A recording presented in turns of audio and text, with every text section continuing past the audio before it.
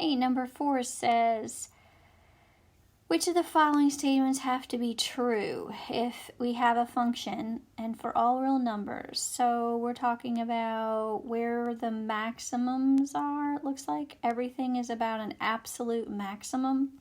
So remember, for absolute maximums, you have to, or minimums, you have to use the endpoints and any critical points. So there's no place where the derivative wouldn't be equal to 0.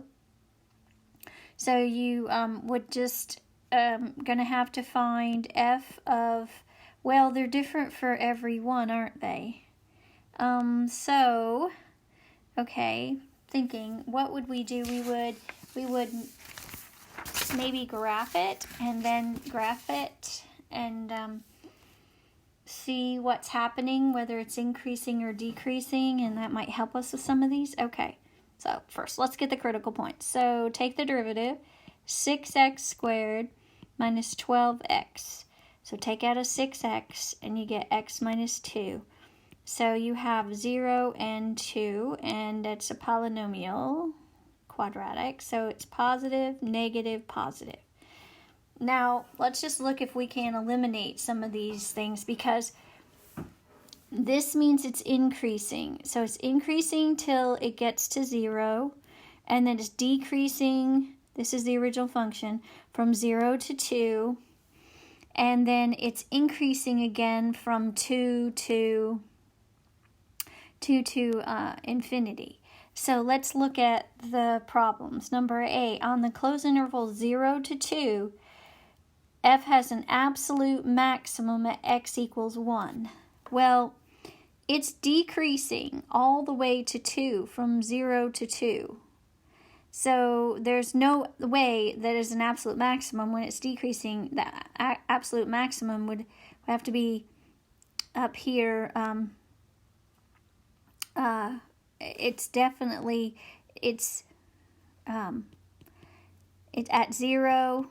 Well, let's see what it is at 0, and then we'll say. So f of 0 is equal to 8, right? And so we know that it's decreasing.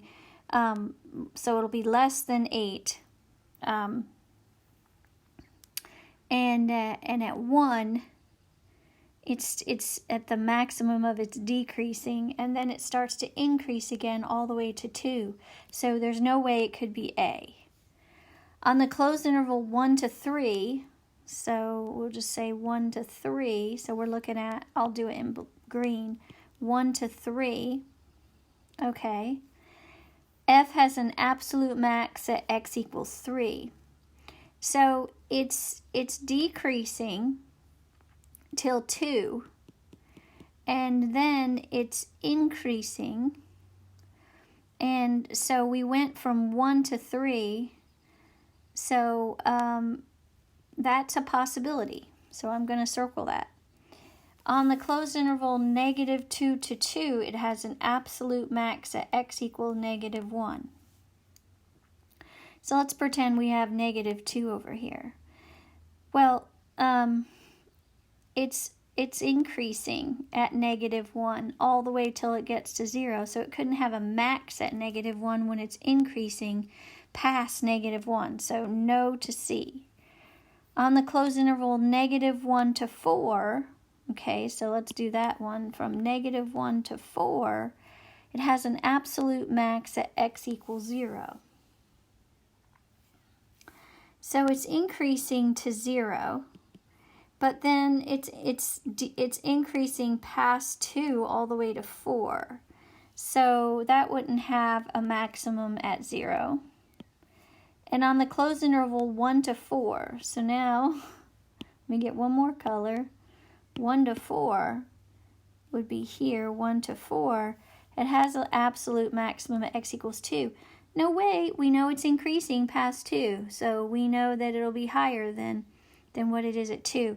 So the correct answer is B. Good question.